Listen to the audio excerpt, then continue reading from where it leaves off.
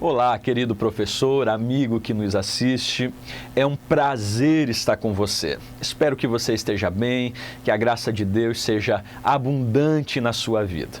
Eu sou o pastor Jason, coordenador geral da Escola Bíblica aqui da cidade de Blumenau, e é um prazer nós estarmos aqui para gravar mais uma das nossas pré-aulas. Eu acredito que estas aulas têm servido de crescimento para você e tem sido aí uma base no seu preparo para as suas ministrações dentro das suas salas de aula. Querido professor, querida professora que está nos assistindo, nós estaremos trabalhando nesta ocasião com a lição de número 4 da nossa lição, falando acerca da função social dos sacerdotes. Vocês com certeza já perceberam que neste trimestre nós estaremos trabalhando com uma lição um pouco mais histórica, trabalhando questões históricas sobre Israel, questões sociais, religiosas, acerca do Veterotestamento. E, claro, nós precisamos sempre ter o cuidado para trazer algumas atualizações aos nossos irmãos, aplicar algumas verdades e algumas relações que podem ser feitas acerca do Antigo Testamento. Dentro da nossa introdução, eu queria destacar contigo a seguinte questão. Olha só, dentro desta aula, a tratativa será com relação às funções sociais do sacerdote, suas responsabilidades com relação à saúde, moradia e família. É importante nós frisarmos para os alunos que estarão nos assistindo que a preocupação de Deus com a nação de Israel, ela não se dizia única e exclusivamente na área religiosa, mas que Deus também trouxe orientações, direcionamentos, mais do que isso, instituiu homens para que viessem zelar, guardar, fiscalizar estas leis e orientações relacionadas ao viver social, ao viver em comunidade dentro da nação de Israel. Então aí a gente vai perceber que o povo hebreu, dentro desse contexto, era um povo desenvolvido, um povo atualizado, que tinha uma preocupação não apenas com a área religiosa, mas com a totalidade do ser humano. E claro, essa preocupação advinha de Deus, o qual orientou homens para que estivessem aptos para a fiscalização destas leis e destas orientações. Dentro do primeiro tópico da nossa lição, nós teremos as funções clínicas, falando mais especificamente sobre saúde, e aí a nossa lição vai trabalhar de forma bem específica sobre a lepra. Um detalhe que eu quero destacar aqui é este. Segundo a OMS, que é a Organização Mundial de Saúde, a saúde ela é definida como o bem-estar físico, mental e social. Ou seja, não necessariamente apenas a ausência de uma enfermidade. É importante nós percebermos esta definição de saúde. Muitas vezes se tem o entendimento de que saúde é você estar bem fisicamente. Porém, a saúde ela engloba ao menos esses 3 pilares: a saúde física, a saúde mental e a saúde social. E aí nos chama a atenção para a realidade de que Deus já vai demonstrar com o primeiro casal esta preocupação com relação à saúde total. Quando lá no capítulo 1 e versículo 31 de Gênesis, nós vamos encontrar o escritor nos declarando que tudo o que Deus fez era muito bom. E no decorrer da criação nós vamos perceber Deus cercando o homem, concedendo a Adão alimento necessário para uma saúde física, concedendo a Adão uma esposa para que os dois pudessem comungar e viver bem com relação à saúde social ou em comunidade, humanidade, além também do relacionamento que Deus desenvolve com Adão e Adão desenvolve com Eva e vice-versa, para que também se mantivesse uma saúde psíquica ou uma saúde mental. Então, seria importante nós frisarmos dentro da nossa classe que saúde não está ligado unicamente ao bem-estar físico, mas sim também ao bem-estar mental e ao bem-estar social, ok? Fechando essa pequena introdução, o nosso primeiro subtópico vai trabalhar acerca da inspeção da lepra. E aí é importante você iniciar este tópico realizando a seguinte pergunta: o que era a lepra dentro do Antigo Testamento? E aí ouça os seus alunos, provavelmente muitos vão falar, olha, a lepra era uma doença que acabava degenerando os órgãos e... Ok, corretíssimo. Na verdade, nós vamos perceber que dentro do Antigo Testamento, há aí pelo menos dois entendimentos acerca da lepra. Nós temos a lepra no sentido físico, no sentido literal de doença, onde era uma mancha ou um furúnculo que saía nas partes do corpo da pessoa. E estas manchas iam se espalhando, manchas não apenas externas, mas internas também, ao ponto que ossos eram inteiramente desfacelados, e esta doença acabava degenerando os órgãos da pessoa. Uma doença transmissível. Mas também é importante frisarmos que, metaforicamente, a lepra é vista como pecado, ok? O que é importante frisar que a hanseníase detém o título de uma das doenças mais antigas da história da humanidade, com relatos que datam até 1350 a.C. Interessante isso, não é? Detém o título de uma das doenças mais antigas da história. E aí é importante você destacar que este nome, a doença de Hansen, ela é oriunda justamente por causa daquele que a descobriu, um médico chamado Gerhard Hansen, um médico norueguês, em 1873. 1873. Gerhard Hansen vai descobrir os bacilos que são os principais causadores desta infecção. É por isso que hoje as pessoas que detêm lepra, que são acometidas por lepra, também são chamados de hanseníasos, justamente por causa do homem que a descobriu e leva o seu sobrenome chamado Hansen. Ok?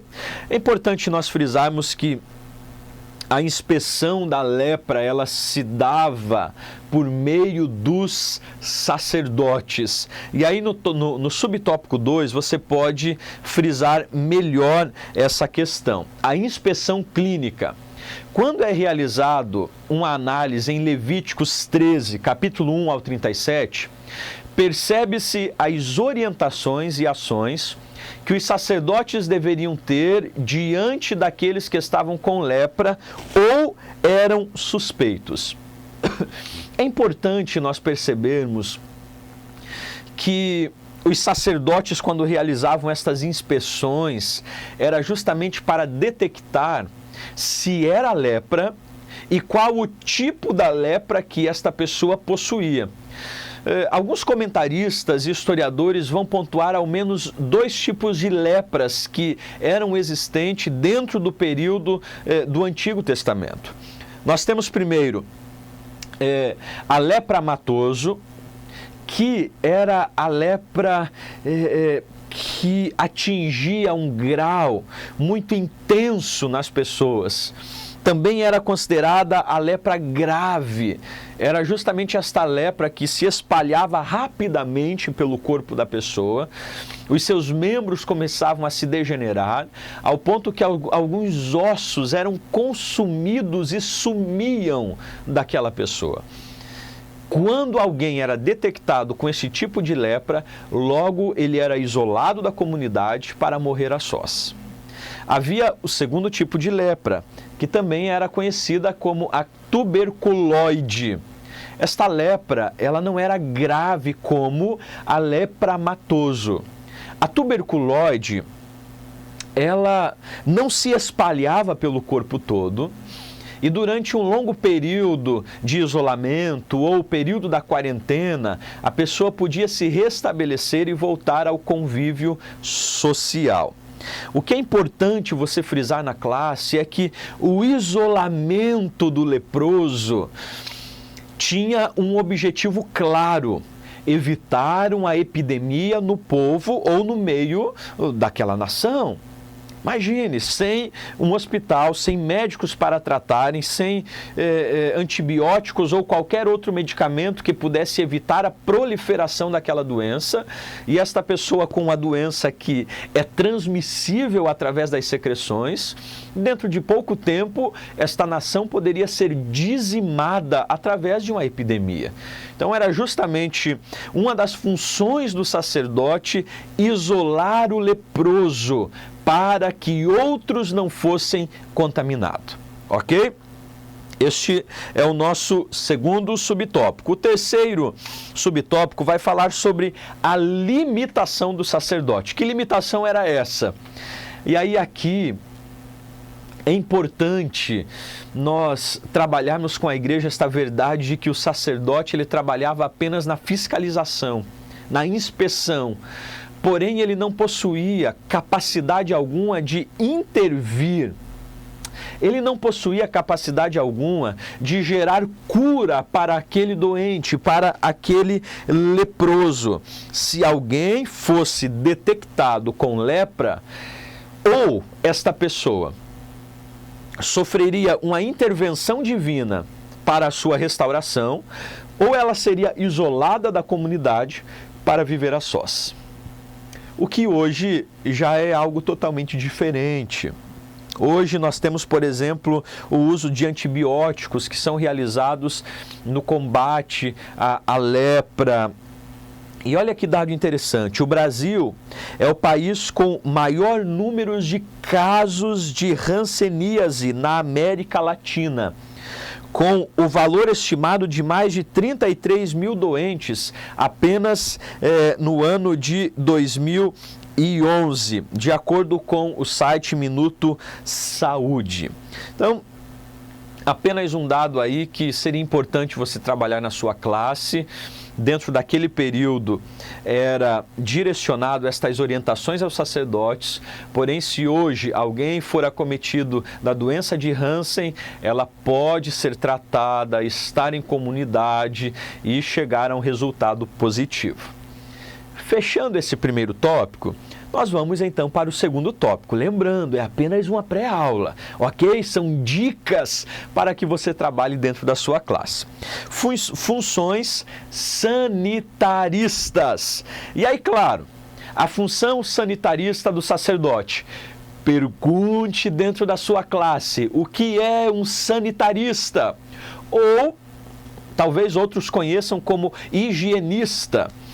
Esta pessoa nada mais é do que um especialista na área de saúde pública ou saúde coletiva.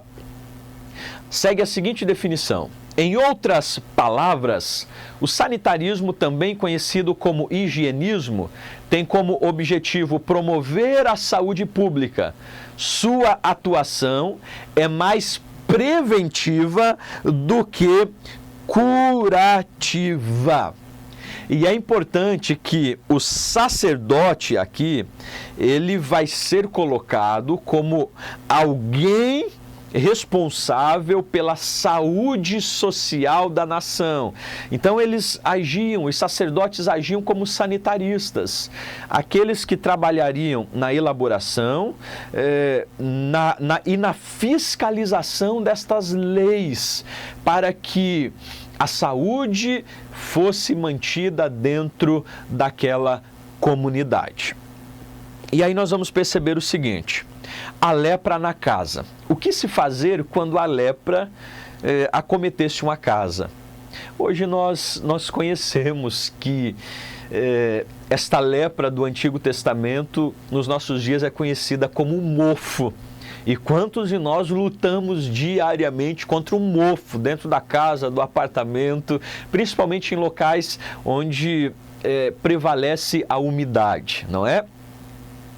Porém, dentro do período veterotestamentário, além de não ter estes conhecimentos científicos, os sacerdotes precisavam se precaver para que todas as demais casas não viessem também a ser acometidas deste mal, desta lepra, e então eles perdessem todos os seus bens. Então, algumas medidas eram realizadas no processo para combater a lepra dentro da casa. Levítico 14, aí eu te aconselho a ler todo o Levítico 14, e aí, claro, de forma mais específica, versos 35 ao 48. Dentro do caso da descoberta, quando o casal descobria uma lepra na casa, olha, aqui está uma mancha, a primeira coisa que eles deveriam fazer era ir até o sacerdote e chamá-lo para que ele averiguasse. Averiguando esta questão, o sacerdote pediria que todos os utensílios fossem retirados da casa para que não houvesse a proliferação nos utensílios. E então esta casa fosse isolada por 7 dias. Ao término dos 7 dias, o sacerdote retornava. Se as manchas sumissem, a casa era liberada para que eles retornassem.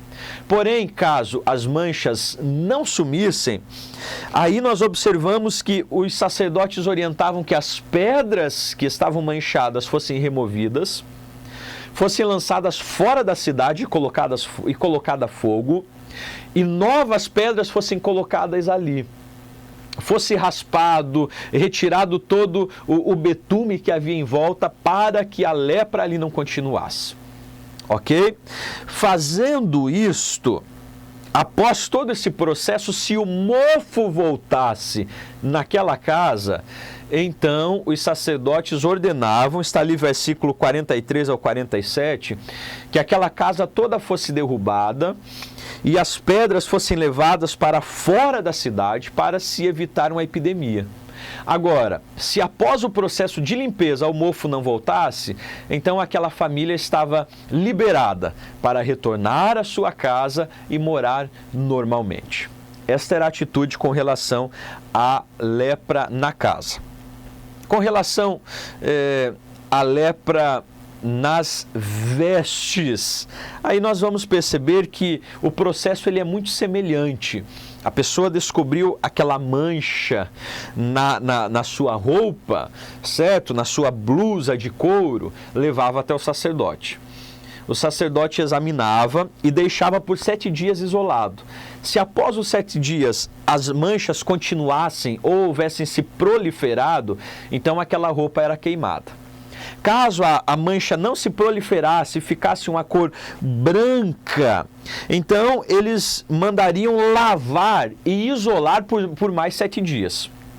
Se após o lavar e isolar por mais 7 dias a mancha não sumisse, então ela era imunda e deveria ser queimada. Agora, se a mancha ficasse mais esbranquecida ou sumisse, se sumisse, a pessoa poderia usar a roupa novamente. Se ficasse esbranquecida, eles poderiam remover aquela parte que eles chamavam de leprosa da roupa, removiam aquela parte e as demais partes da roupa aquela pessoa poderia estar reaproveitando. Mas perceba todo o cuidado envolvendo para que uma epidemia não fosse gerada dentro daquela comunidade. Eu acredito, professor, que dentro desse ponto seria importante você frisar o seguinte detalhe: a lepra espiritual. E aí, aqui talvez você pode enfatizar um pouco melhor que a lepra também é vista metaforicamente como uma doença espiritual. E aí nós vamos perceber que ela acabou acometendo o primeiro ser humano, nosso primeiro pai chamado Adão. E ela contagiou a todos e todos são leprosos.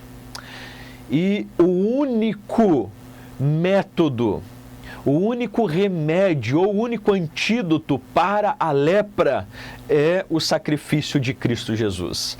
Apenas Jesus Cristo tem o poder de restaurar alguém e gerar a cura a esta pessoa. É importante nós frisarmos que nós, como pastores e líderes, podemos detectar aqueles que são leprosos, podemos até separá-los em ocasiões para tratamentos específicos, mas a cura total, ela é mediante a ação do Espírito, pela obra perfeita de Cristo na cruz do Calvário.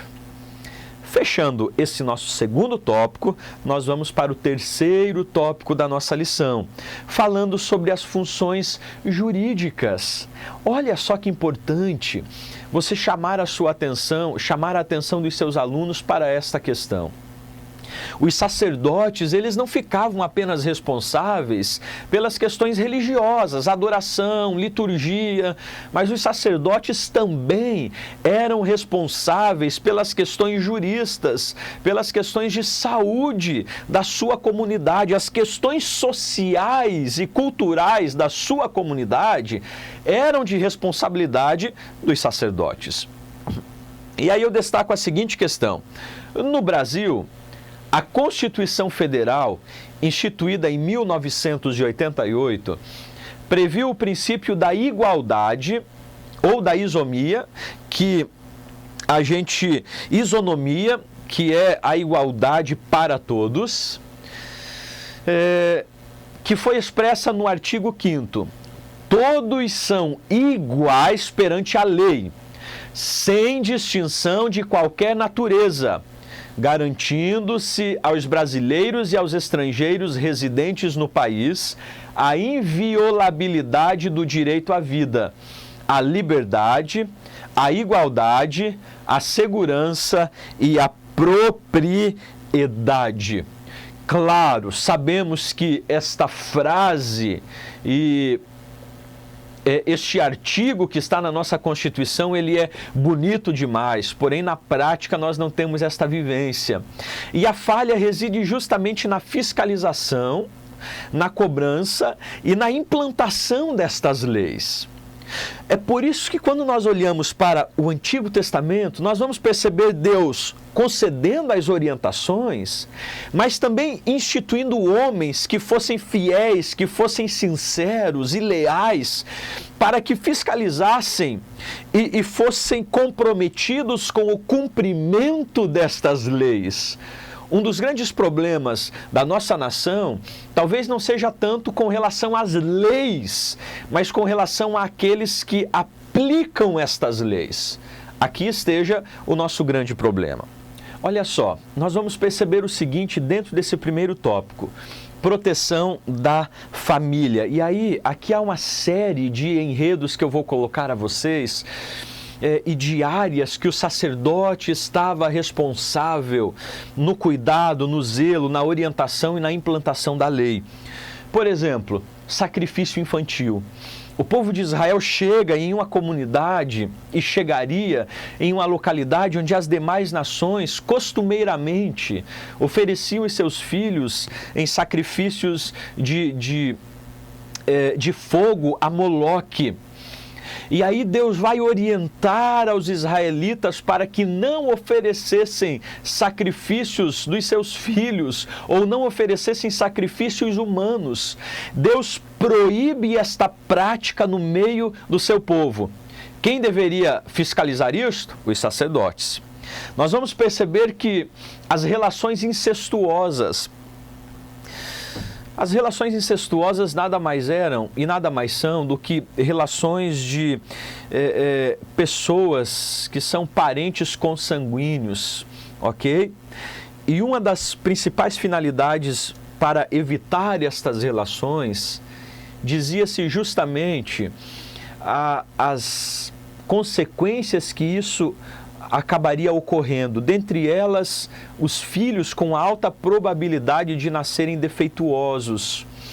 Olha só, um dado muito importante acerca de um artigo que você encontra dentro da Cielo. Vai dizer o seguinte: proles ou famílias provenientes de relações consanguíneas de primeiro grau são 40% mais prováveis de sofrer doenças ou morrer quando comparadas às crianças nascidas de relações não consanguíneas. Então veja, esta era uma das propostas para que se evitasse estas problemáticas. Outra questão que também foi orientado por Deus aos sacerdotes para que eles fiscalizassem esta nação, dizia-se com respeito ao abuso sexual doméstico. Levítico capítulo 18. O que hoje essa expressão abuso tem se mudado para ofensa. Ok? Ao invés de você chamar de abuso sexual, você chama de ofensa sexual. Porque abuso traz a ideia de que se você usasse apenas uma vez, não teria problema. Então o problema foi que se usou demais. Então é por esta questão que se trocou por ofensa. E a ideia de abuso, ela também está muito ligada à conjunção carnal. Enquanto que a ofensa sexual, ela pode não ter ocorrido a conjunção carnal, mas mesmo assim aquela menina ou menino ter sido ofendido sexualmente. Então Deus vai orientar aos sacerdotes que eles viessem a fiscalizar para que não ocorressem ofensas sexuais dentro daquela nação. E aí, olha só que coisa interessante isso. E triste ao mesmo tempo. O Brasil registrou um estupro a cada 11 minutos em 2015. Um estupro a cada 11 minutos em 2015, segundo os dados do Anuário Brasileiro de Segurança Pública. Olha só, cerca de 70% das vítimas de estupro são crianças e adolescentes. E pasmem, quem mais comete o crime são pessoas próximas às vítimas, ok? Então, fonte IPEA com base em dados de 2011 do Sistema de Informações de Agravo de Notificação do Ministério da Saúde. São dados alarmantes para nós, como líderes, como pastores, professores da escola bíblica, termos sempre esse olhar cuidadoso, sistêmico, com relação aos nossos alunos, aquelas pessoas que estão à nossa volta, percebendo se não existem anormalidades ali e situações nas quais nós poderíamos intervir e mudar o curso. Então nós precisamos ter o cuidado que com aquelas expressões, olha, eu não tenho nada a ver com isso. Espera aí, você precisa ter o cuidado para não se tornar alguém passivo, certo? Uma pessoa paciente é uma coisa, passivo é outra totalmente diferente. Passivo é aquele que é complacente com as injustiças que estão ocorrendo à sua volta.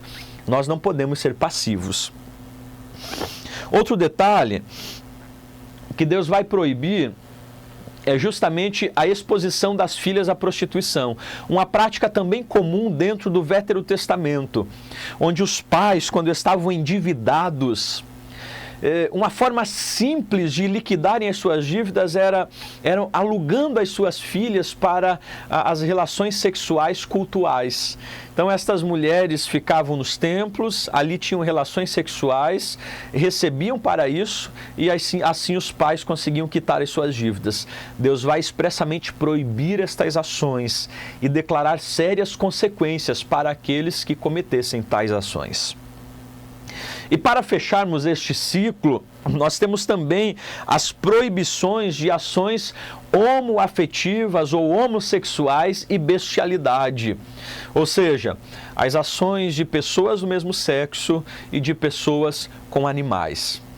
Perceba que esta prática ela já era antiga, uma prática antiga, que Deus já havia orientado que os sacerdotes se posicionassem contra, fiscalizassem. E dentro desta visão veterotestamentária, aqueles que fossem provados, que estavam praticando estas ações, eram condenados à morte. Esta prática, ela é reprovada por Deus. E os sacerdotes tinham a função de fiscalizar isto dentro da sua comunidade. Gente, isso nos chama a atenção para uma realidade. Nós, como líderes, como homens e mulheres que trabalhamos na frente do Ministério de Ensino, a nossa responsabilidade ela não se diz com respeito apenas à área religiosa. Não, mas ela compete e nos diz respeito a toda e qualquer área. Há um tempo atrás eu ouvi, dentro daquelas discussões acaloradas sobre ideologia de gênero, um professor dizendo o seguinte para um pastor: olha, você como pastor, trate de cuidar da área religiosa, porque das outras áreas nós cuidamos. E aquele pastor muito sábio disse: ei, calma aí, eu cuido da área religiosa e cuido de toda e qualquer área que eu entender que vai afetar as famílias ou a comunidade na qual eu estou inserida. E esta é uma grande realidade. Todas as áreas à minha volta, na qual eu estou inserido, também competem a mim. E eu preciso sim me posicionar. Nós possuímos princípios, padrões éticos e precisamos nos posicionar a favor destes. Finalizando esse primeiro subtópico, nós vamos para o nosso segundo subtópico: proteção da propriedade privada. Aqui eu resumo apenas com este versículo, Levíticos 25:10, falando sobre o ano do jubileu, quando se completava 50 anos. E isso é importante. O fazendeiro vendeu a terra para o outro porque estava endividado. Após os 50 anos, esta terra deveria ser restituída a ele. No aniversário de 50 anos da terra, não poderia se plantar, era ano de descanso. E claro, nós vamos perceber que estas orientações, Deus direciona os sacerdotes para que não houvesse acúmulo de riquezas, não houvesse a desigualdade ou a opressão entre os moradores desta comunidade. É importante nós percebermos esta proposta de que se vivam de forma igualitária. E aí, para a gente finalizar a nossa lição, você vai trabalhar sobre proteção da vida. O sacerdote ele havia sido instituído por Deus para proteger a vida, o dom maior. A vida que o escritor de 1 Samuel 2:6 vai declarar que é Deus quem dá e é somente Deus quem pode tirar. O sacerdote era o responsável, desde a construção de uma casa até a mulher grávida, tudo, absolutamente tudo que envolvesse a vida do ser humano.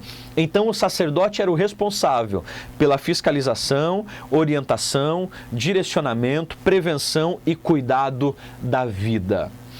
Querido, nós, como líderes cristãos, também precisamos entender que a nossa posição é essa: somos a favor da vida, da vida. Por isso nós nos posicionamos contra bandeiras que são levantadas como do aborto, como do genocídio, do infanticídio, bandeiras que vêm totalmente na proposta em nome da liberdade, prejudicar ou até mesmo interromper a vida. Nós nos posicionamos a favor da vida, porque entendemos que ela é dádiva de Deus. Ok? Fechamos então esse terceiro tópico. Perceba que esta lição ela é um pouco histórica. É uma lição de certo ponto até fácil de você estar tratando na sua classe e poder realizar uma ótima lição. Eu concluo dizendo o seguinte: Malaquias 2:4-7. Então, sabereis que eu vos enviei este mandamento, para que a minha aliança continue com Levi, diz o Senhor dos Exércitos. Minha aliança com ele foi de vida e de paz. Ambas lhe dei eu para que me temesse. Com efeito, ele me temeu e tremeu por causa do meu nome. A verdadeira instrução esteve na sua boca, e a injustiça não se achou nos seus lábios. Andou comigo em paz e em retidão, e da iniquidade apartou a muitos, porque os lábios do sacerdote devem guardar o conhecimento, e da sua boca devem os homens procurar a instrução, porque ele é mensageiro do Senhor dos Exércitos. Querido, finalize a sua lição com esse texto. Aqui traz tanto a aliança de Deus com os sacerdotes, como a responsabilidade deles. Olha só, instruir, apartar muitos da iniquidade, guardar o conhecimento, instruir, ser o mensageiro do Senhor. Aqui é importante nós realizarmos o fechamento dizendo: ei, nós que fomos chamados como líderes, pessoas que estão diretamente ligados na área de ensino, de instrução, de ministérios, nós somos os mensageiros de Deus. Na nossa boca deve estar as palavras de instruções para apartarmos pessoas da iniquidade. E querido professor, professora, amigo que nos assiste, eu preciso frisar que Deus exigia excelência dos sacerdotes do Antigo Testamento. E este princípio ele não foi alterado. Deus continua exigindo excelência daqueles que lideram, para que também se envolvam, não apenas com causas religiosas, mas com todas as causas que diz respeito ou que afetam a comunidade em que ele está inserido. Espero que esta aula tenha sido proveitosa. No nosso site você pode fazer o download do material em PDF ou do PowerPoint. Que Deus abençoe a sua vida e que Deus abençoe a sua aula em Cristo Jesus.